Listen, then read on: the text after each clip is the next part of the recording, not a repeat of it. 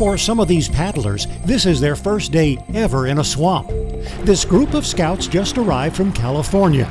They are immersing themselves in Louisiana's Atchafalaya Basin on a 19-mile route that takes them through cypress trees, bayous, and lakes. It's a week of high adventure. You're going long-distance mileage.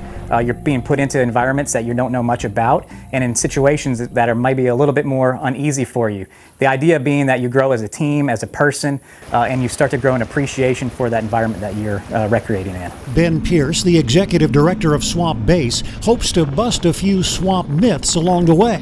People have stereotypes that are generally negative about this environment, and people talk to us always about alligators, mosquitoes, snakes, and the heat. And we get a chance to talk to them about what it really is out here. On day 2, there's an airboat tour, a high-speed thrill ride for these scouts from Chicago. I think the swamp's pretty cool. I like to come back here. The scenery is really nice. I like how the water is always reflecting and stuff. I think that's really cool. I got some nice pictures of the sunset last night. Alligators and snakes and mosquitoes. I haven't seen any snakes yet, so I don't know about that. But alligator-wise, yeah, there's been quite a bit that we've seen. The bugs and stuff seem to be pretty friendly. We had a couple frogs just jump in our boat, and they were just chilling there for a couple miles. Since they began hosting high-adventure trips out here 7 summers ago, Swamp Base has introduced thousands of scouts to the Atchafalaya. And the vast majority of those kids come from areas outside of Louisiana. This program now has scouts from 40 states that have arrived to Swamp Base. I think residents of Louisiana don't understand the beauty that we have in our own backyard. And so people from all over the country, they're fascinated by our culture and our environment here. The first night is spent on air-conditioned houseboats, but then it's more paddling and more primitive accommodations. We actually make them be a little bit more immersed in the environment, so they sleep in jungle hammocks on a primitive island, filtering their water right out of the swamp. In the high-tech world of today's teens, this is a drastic change of pace, where texting and social media are replaced by the quiet beauty of cypress trees reflecting in the still waters of the Atchafalaya Swamp. With the heart of Louisiana, Dave McNamara, Fox 8 Local First.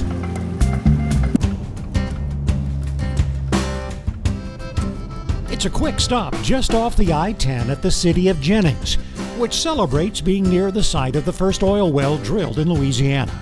But the main attraction inside the Jeff Davis Parish Tourist Center is alligators, who live in a newly expanded gator chateau.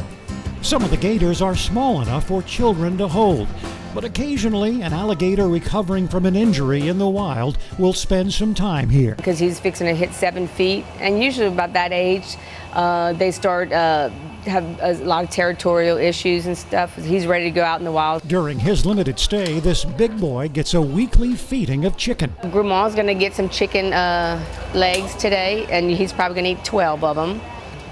If he's still hungry, then we'll give him some hot dogs. Dion Sablehouse's job of marketing director also includes feeding the larger gators and 2 alligator snapping turtles.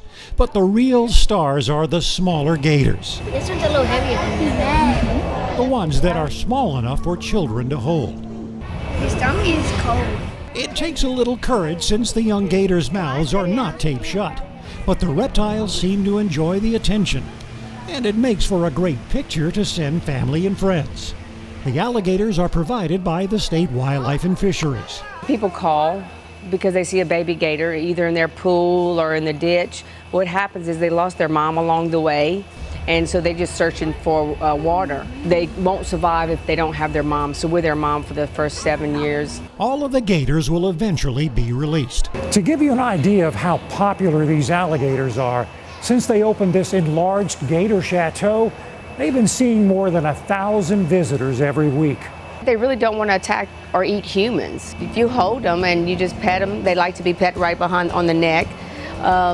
They're really not vicious animals. Children of all ages can pet or touch a live alligator, and the experience is free. It's part of a parish marketing plan to introduce travelers to some of the more interesting inhabitants. With the heart of Louisiana, Dave McNamara, Fox 8 Local First.